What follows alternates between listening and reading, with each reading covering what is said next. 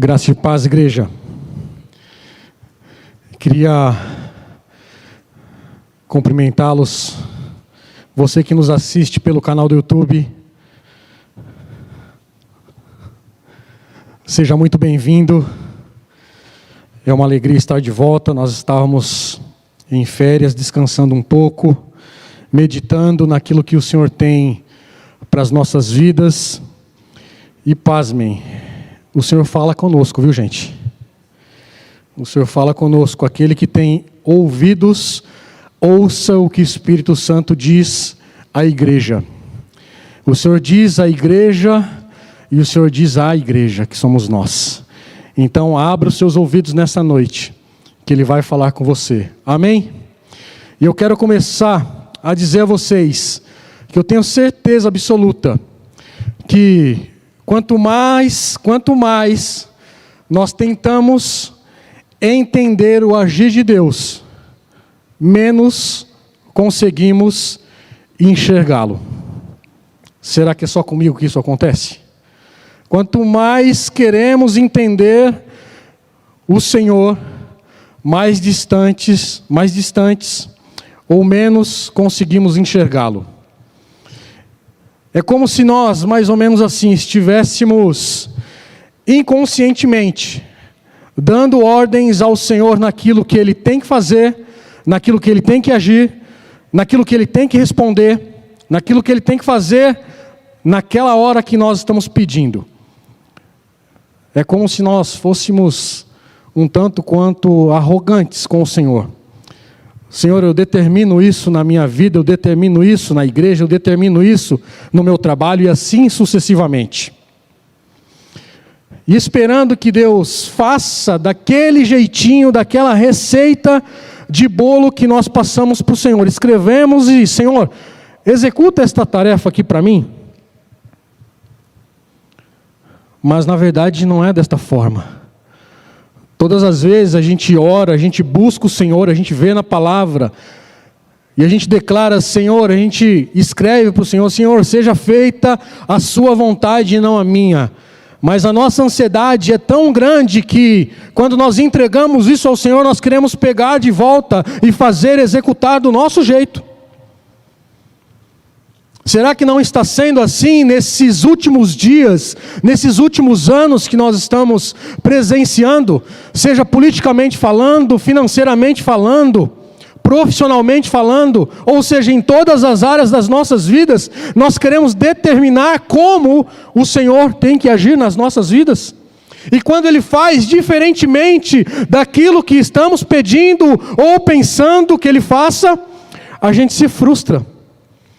Porque a vontade dEle é boa, perfeita e agradável para mim e para você. Então nós não temos que nos frustrar e muito menos nos entristecer. Lá em Jeremias capítulo 55, 8 e 9, os pensamentos do Senhor não são como os nossos pensamentos. Ele sabe muito bem o que Ele faz. Mas todas as vezes que Ele age diferentemente daquilo que nós estamos pedindo, nós nos frustramos. Nós achamos que Deus não está no controle, nós achamos que somos esquecidos, ficamos de lado.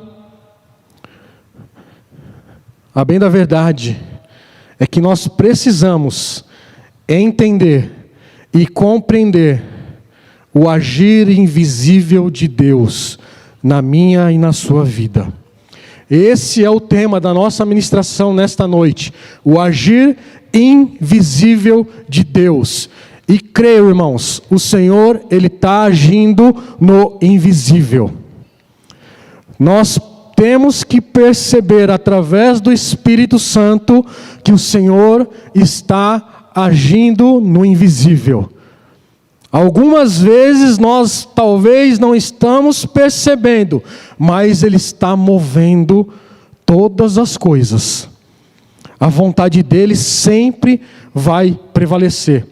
E diante desse tema, nós encontramos algumas passagens sobre o agir invisível de Deus. Mas eu quero apenas ler com vocês uma hoje. E essa passagem está lá em Lucas, capítulo 24. Nós vamos ler a partir do verso 13. É um tema muito conhecido. Antes desse tema, desse capítulo 24, a gente sabe que Jesus estava a ponto de ser entregue para morrer na cruz, e no capítulo 24 vai falar sobre a ressurreição e a ascensão de Jesus Cristo. Mas eu não quero falar exatamente sobre isso, eu quero falar sobre dois discípulos que Jesus estava andando com eles, mas eles não perceberam o agir invisível de Deus na vida deles. Lucas capítulo 24, verso 13. E eu queria que você acompanhasse aí na sua Bíblia. Amém? Todos encontraram? Naquele mesmo dia, 2 dos seguidores de Jesus caminhavam para o povoado de Emaús. Emaús era um pequeno vilarejo que ficava, na minha Bíblia está dizendo, a 11 quilômetros. Alguns estudiosos dizem 11 ou 12 quilômetros. A minha Bíblia está dizendo 11 quilômetros de Jerusalém. No caminho falavam a respeito de tudo o que havia acontecido. Enquanto conversavam e discutiam, o próprio Jesus se aproximou e começou a andar com eles. Os olhos deles, porém, estavam como que impedidos de reconhecê-lo. Jesus lhe perguntou: sobre o que vocês tanto debatem enquanto caminham? Eles pararam com o rosto entristecido. Então um deles, chamado Cleopas, respondeu: você deve ser a única pessoa em Jerusalém que não sabe das coisas que aconteceram lá nos últimos dias. Sabe nada, inocente, esses dois. Que coisas? Perguntou Jesus. As coisas que aconteceram com Jesus de Nazaré, responderam eles. Ele era o profeta de palavras e ações poderosas aos olhos de Deus e de todo o povo. Mas os principais sacerdotes e outros líderes religiosos o entregaram para que fosse condenado à morte e o crucificaram. Tínhamos esperança de que ele fosse aquele que resgataria Israel.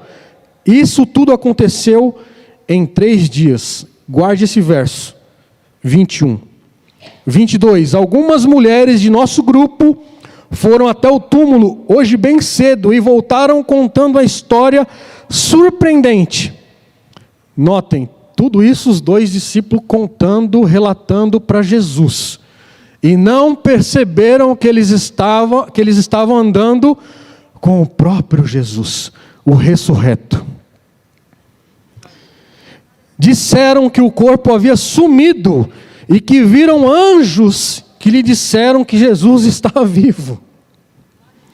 Alguns homens de nosso grupo correram até lá para ver, e de fato tudo estava como as mulheres disseram, mas não o viram. Vou fazer uma pausa aqui, irmãos.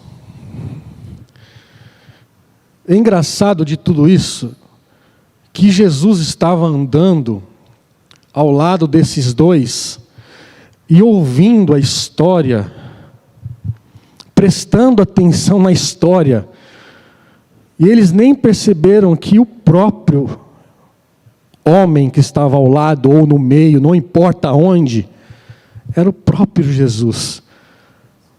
Olha a paciência de Jesus Cristo para com esses 2 homens. Ouvindo tudo aquilo que eles já tinham ouvido de outras pessoas, mas mesmo assim, ele estava ouvindo calmamente. Calmamente. Então Jesus lhe disse: como vocês são tolos! Como custam a entender o que os profetas registraram nas Escrituras? Não percebem que era necessário que Cristo sofresse? Ou seja, era mais ou menos assim: será que vocês não entendem que era necessário que eu morresse? Mas ele diz Cristo. Essas coisas antes de entrar na sua glória. Então Jesus os conduziu por todos os escritos de Moisés e os profetas, explicando o que as Escrituras diziam a respeito dele. Aproximando-se então de Emaús, o destino deles, Jesus fez com que seguiria a viagem. Mas eles insistiram: fique conosco esta noite, pois já é tarde. E Jesus foi para casa com eles. Quando estavam à mesa, ele tomou o pão e o abençoou. Depois partiu-lhes e deu. Então os olhos deles foram abertos e reconheceram. Nesse momento, ele lhes apareceu. Essa é a parte mais importante, irmãos, do texto. Disseram um ao outro: não ardia o nosso coração quando ele falava conosco no caminho e nos explicava as Escrituras? E na mesma hora levantaram-se e voltaram para Jerusalém. Ali encontraram os 11 discípulos e os outros que estavam reunidos com eles, que lhe disseram: é verdade que o Senhor ressuscitou. Ele apareceu a Pedro. Sabe, queridos, esse é um dos textos mais lindos da Bíblia, que nós vemos, nós percebemos o atuar invisível do Senhor, a paciência, a tolerância do Senhor para com esses discípulos e com certeza para conosco também, porque todos os dias o Senhor está conosco, no nosso levantar, no nosso deitar, no nosso falar, no nosso andar, no nosso agir. Ele está conosco todos os dias, todas as horas. Mas parece que o Senhor está morto, continua morto. Aqueles discípulos que estavam a caminho de Emaús, como eu disse a vocês, são 11 quilômetros. 11 quilômetros andando. Talvez na minha passada eu deva levar aí pelo menos umas 3 horas. Imagine na passada de Jesus e nos discípulos, ouvindo aquilo que tinha acontecido, aquilo que Jesus já havia falado, e ele continuava a passar pelos escritos de Moisés e dos profetas, ainda continuando ensinando os discípulos.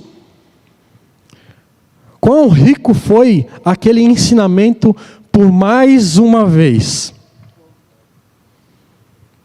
Sabe, queridos, quantas vezes mais o Senhor tem que falar comigo e com você? E nós podemos tirar alguns ensinamentos desse texto. E o primeiro ponto, o primeiro ensinamento que eu tiro desse texto é: nem sempre o que queremos é o que vai acontecer comigo e com você. Então não se frustre. Deus é Deus em todas as coisas. Reconheça Ele em todos os seus caminhos. Esse é o primeiro ponto que eu queria trazer para vocês. Muitas vezes nós andamos por caminho afora já derrotados. Já levantamos da nossa cama, agradecemos mais ou menos daquele jeito que a gente sabe, né? Com uma cara derrotada: Senhor, esse é o dia que o Senhor fez. Tenha misericórdia de mim, Senhor. Queridos, nós somos separados, escolhidos. Então, se alegre na presença do Senhor. Se alegre, não importa o que você passe, não importa a circunstância, alegre-se no Senhor. A última palavra é do Senhor. E a palavra dele, já tinha ouvido que ele tinha ressuscitado. Embora Jesus não esteja perto, nós não percebemos. Às vezes Jesus vem ao nosso encontro, como foi ao encontro dos discípulos, lá perto do mar da Galileia. E quando ele está chegando, é um fantasma. Não, não é o fantasma, é o próprio Deus, é o próprio Jesus.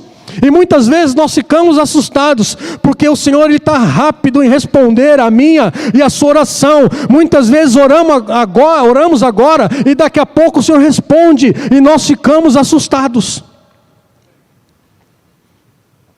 Ou será que é só comigo que tem acontecido isso? Queridos, nós estamos nos últimos dias.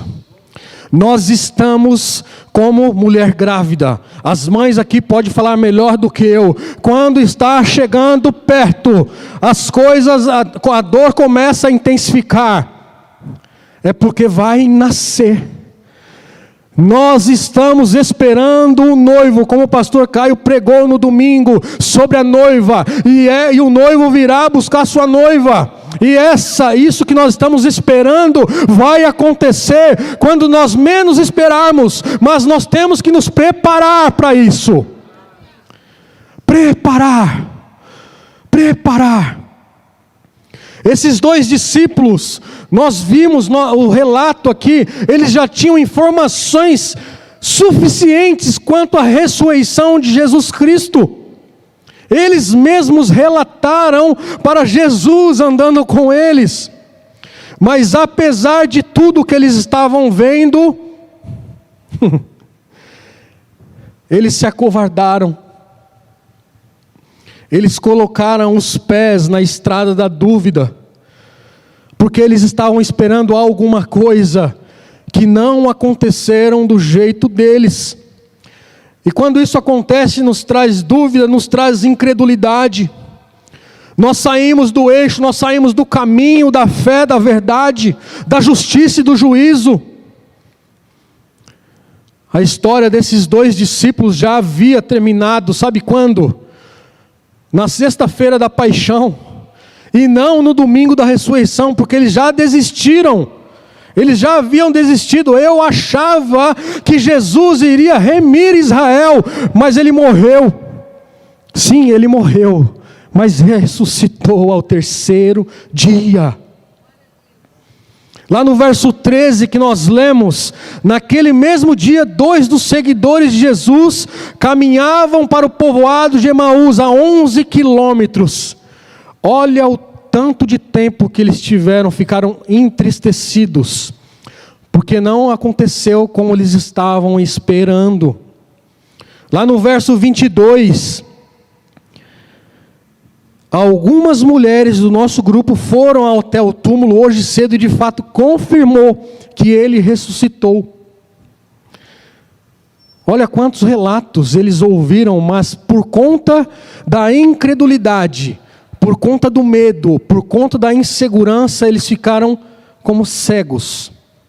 A Bíblia nos diz aqui, os olhos deles, porém, estavam como que impedidos de reconhecê-lo. Todas as vezes que nós estamos ansiosos, com medo ou inseguros de alguma coisa, parece que nós estamos cegos, nós não conseguimos enxergar nada na nossa frente. Talvez seja exatamente isso que tem acontecido com esses 2 discípulos. O segundo ponto que eu quero colocar para vocês nesta noite é: abram os olhos da fé e vejam a grandeza de Deus. Abram os olhos da fé e vejam a grandeza de Deus. Era exatamente isso que aqueles 2 discípulos precisavam: abrir os olhos da fé e enxergar a grandeza de Deus. Os olhos, como eu disse, estavam impedidos, eles não estavam enxergando, não estavam sentindo a presença de Jesus quando caminhavam com eles. E aí Jesus, ele entra num debate. Pacientemente ele começa a ouvir atentamente aquilo que aconteceu, e eles relataram tudo como nós já lemos aqui, mas eles trouxeram a preocupação, a ansiedade, como eu disse para vocês, eles ficaram entristecidos justamente porque Jesus não fez aquilo que eles queriam que fizesse. De fato, irmãos, sem a verdade da ressurreição, a nossa vida será marcada de dor, de tristeza, de desesperança. Se nós não cremos de fato na ressurreição de Jesus Cristo, e toda a Bíblia de Gênesis a Apocalipse, ela vai apontar para a ressurreição, para aquilo que Jesus fez por mim, por você, não vale a pena, irmãos. O que nós temos visto hoje dentro da igreja, quando eu falo igreja, é a igreja como um todo, é a igreja institucional. Nós temos visto divisão, porque eu sou do partido A, mas o fulano de tal é do partido B, e aí eu não quero mais conversar com ele. Queridos, eu quero dizer a vocês, lá no céu não vai ter partido, mas você vai ter que conviver com esse irmão. Seja ele de esquerda, ou seja ele de direita ou do centro, não importa. Como é que você vai ceiar com este irmão que é que vota num fulano de tal ou no fulano de tal, XYZ? Como é que você vai ceiar com ele? Como é que nós vamos fazer isso? Nós precisamos pedir perdão por toda essa situação. Sabe por quê, irmãos? Não importa quem vai entrar. Não importa. Quem entrar, se o Senhor falar assim, não é mais esse, Ele vai lá e tira. O Senhor coloca rei e tira rei quando Ele acha que tem que tirar e colocar. Nós temos que confiar no nosso Deus. Nós temos que crer na palavra do Senhor apenas. E fazer tudo com excelência. Tudo aquilo que chegar à minha e à sua mão, temos que fazer com excelência. Esqueça as vozes que estão lá fora. Comece a prestar atenção na voz do Espírito Santo. Então abra os olhos e vejam a grandeza de Deus. A grandeza de Deus. O caminho de Emaús é um caminho de tristeza, é um caminho de desistência, é um caminho de sonhos desfeitos. O caminho de Emaús é um caminho de desesperança, de morte. Foi exatamente isso que aconteceu com aqueles discípulos. É um caminho de falência de projetos. Não queremos mais sonhar, não queremos mais projetar. Mas eu quero te dizer, sonhe, projete, busque o Senhor. Tem mentes criativas aqui nesta noite. É tempo de você começar a criar coisas que talvez você esteja pensando que é coisa da sua cabeça, mas eu quero te dizer que não é. E nem está no escopo, tá? Só para te dizer. Nem está escrito aqui. Lá no 21, no verso 21, está dizendo assim: tínhamos esperança de que Ele fosse aquele que resgataria Israel. Talvez você nesta noite tenha tanta esperança, tinha tanta esperança naquilo que você achava que iria acontecer. Eu vou te dizer mais, vai acontecer, mas não no seu tempo como você acha que vai acontecer. Vai acontecer no tempo de Deus. Como Ele quiser, da forma que Ele quiser, quando Ele quiser. Aqueles discípulos, como eu disse e vou repetir, já tinham várias evidências da ressurreição de Jesus Cristo. A primeira evidência que eles tinham era as promessas de Jesus de que morreria e ressuscitaria ao terceiro dia. Isso ele já sabia, porque Jesus, lá no capítulo 10 do mesmo livro de Lucas, ele já havia relatado para os discípulos, para os 12 discípulos. Depois ele relatou também para os outros 70 discípulos, porque ele havia mandado aqueles outros 70 discípulos andarem de 2 em 2. É por isso que esses 2 discípulos estavam andando a caminho de Emaús. Então, eles não poderiam dizer que eles não ouviram que Jesus iria ressuscitar, porque Jesus deu a instrução. Segundo ponto, eles ouviram que o túmulo estava vazio, mas mesmo assim eles estavam incrédulos. As mulheres tinham ido ao túmulo e o túmulo estava vazio. Mais ainda, olha só as evidências, os anjos que deram testemunho da ressurreição. E o quinto, alguns dos discípulos que já haviam visto o túmulo vazio. E eles ainda estavam incrédulos. Eles estavam resistentes àquilo que eles estavam vendo. E mais, irmãos, a incredulidade, ela coloca venda nos meus e nos seus olhos. Foi por isso que os discípulos não estavam enxergando Jesus ao lado deles. E o terceiro ponto, e o último ponto, lute contra a incredulidade do seu coração, através da oração e através da palavra. Satanás, ele é craque em colocar incredulidade no meu e no seu coração, principalmente quando as coisas não acontecem quando queremos. E aí o que vai acontecer com aqueles discípulos? Jesus simplesmente vai pregar a palavra para eles, falando de Moisés até os profetas. Ou seja, já que vocês não entenderam, eu vou ensinar mais uma vez. Já que nós não estamos entendendo e ouvindo, eu vou ensinar mais uma vez. Nós temos que ter a paciência, como Jesus teve, de ensinar aqueles que não ainda aprenderam. Tenha a paciência de Jesus. Tenha a compreensão de Jesus, de ensinar quantas vezes for necessário. E Jesus pacientemente andou talvez por algumas horas. Eu disse 3 horas na minha passada. Talvez eles levaram 5 horas ou mais para andar 11 quilômetros na passada deles. Eu imagino que Jesus ele não estava com pressa de chegar naquela cidade.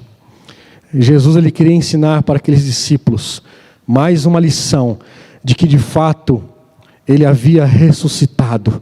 Mas ele tinha que ser tão didático. Então ele levou o tempo para ensinar para esses discípulos. Então tenha paciência. Lute contra a incredulidade do seu coração. Quando os nossos olhos não são iluminados pela palavra de Deus, para entendermos a centralidade de Cristo nas Escrituras e na história, caminhamos pela vida cabisbaixo, entristecidos, como se nós estivéssemos derrotados, achando que a morte é mais fácil, mais forte do que a vida, ou achando que o mal é mais forte do que o bem. Mas não é. Jesus ele tem a chave da morte, ele tem a chave da vida. Só ele tem esse poder de tirar a vida e de dar a vida.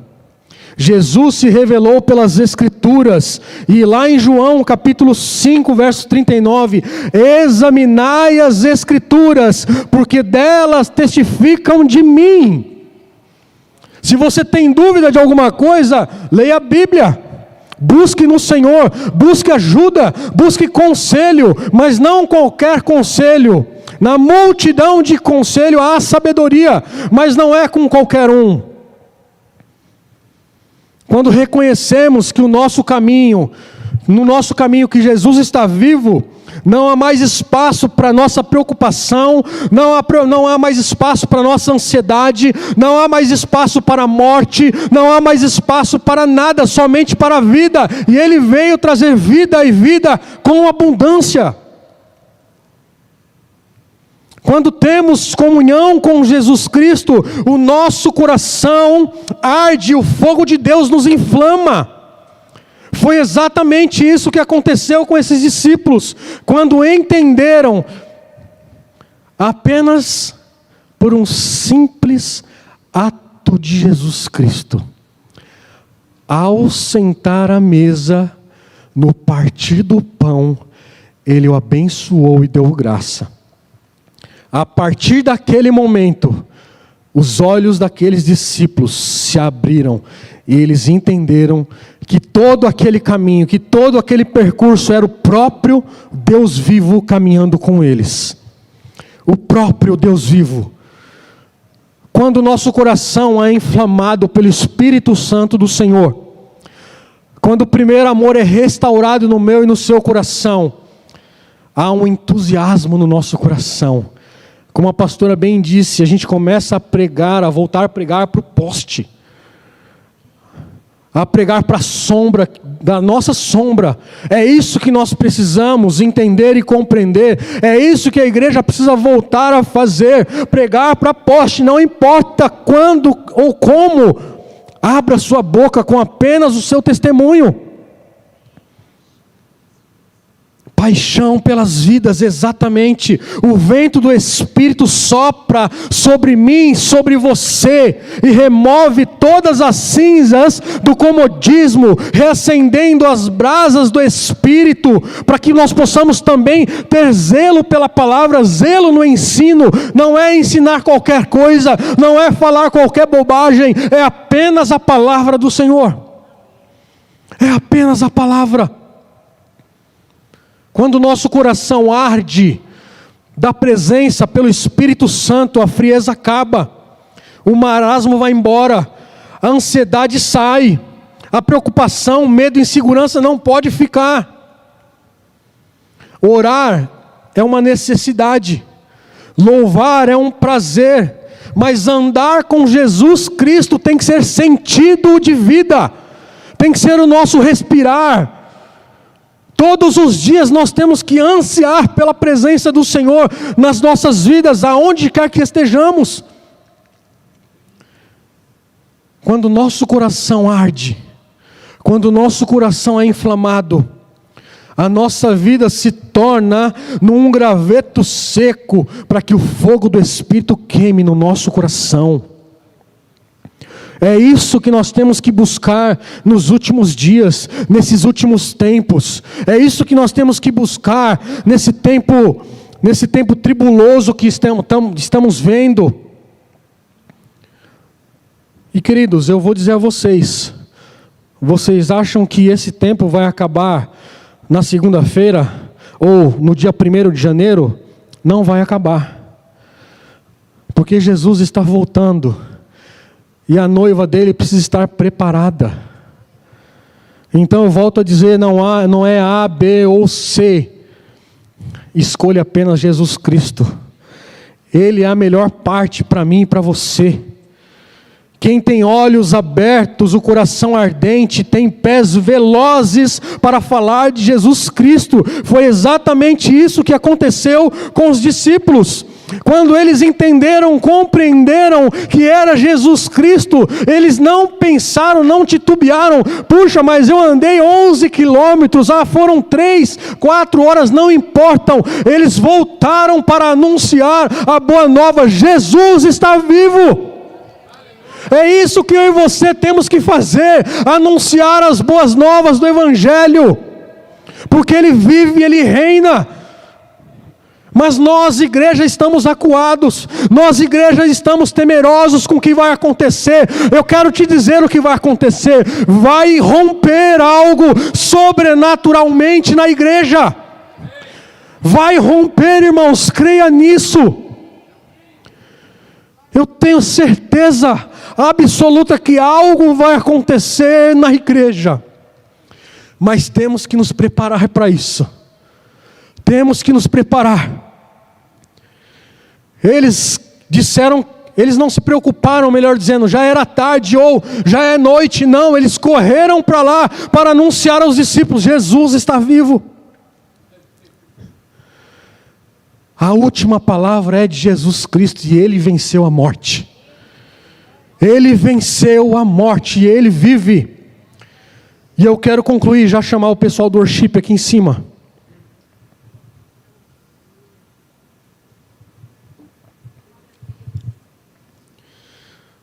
Sabe, querido, a tristeza, ela não pode mais nos dominar. A dúvida, ela não pode mais nos dominar. Nós estamos caminhando para o glorioso amanhecer da eternidade, e não para a noite fatídica da desesperança. Nós estamos caminhando para a eternidade. A ressurreição de Jesus abriu os olhos daqueles discípulos, aqueceu o coração deles e apressou os pés daqueles discípulos e os lábios para que eles anunciassem o Evangelho.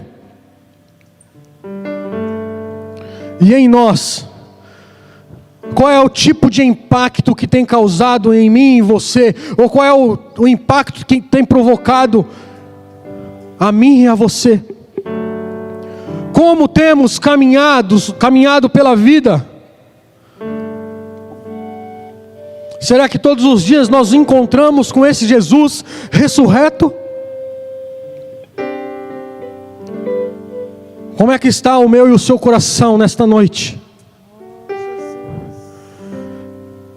Será que porque o Senhor não agiu, não falou, você não quer mais graça com o Senhor Jesus? O Senhor, Ele nos encontra na caminhada das nossas angústias. Basta você querer, basta você abrir o seu coração para Ele. O Senhor nos encontra na exposição da palavra dEle. Será que nesta noite você quer ser encontrado pelo Senhor? Será que nesta noite você quer ouvir os passos do seu mestre? Será que nesta noite você precisa de um toque do Senhor? Eu queria convidar a igreja a ficar em pé.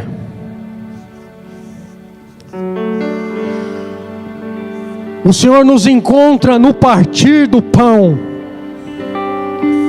Ele abre os nossos olhos, abre a nossa mente, abre o nosso coração. Que o Senhor nesta noite Ele possa ter, que Ele venha ter misericórdia de nós. Que nesta noite nós possamos ser encontrados no Senhor. Que nesta noite nós possamos tirar do nosso coração tudo aquilo que nos impede de chegarmos a Ele, de termos comunhão com Ele.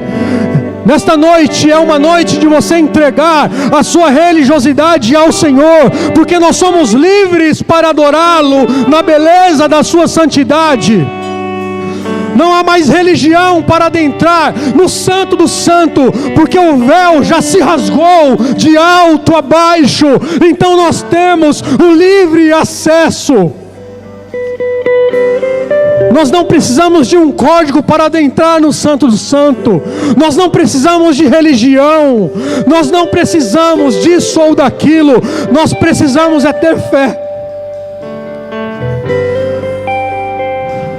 Que nesta noite o Senhor possa abrir os nossos olhos espirituais.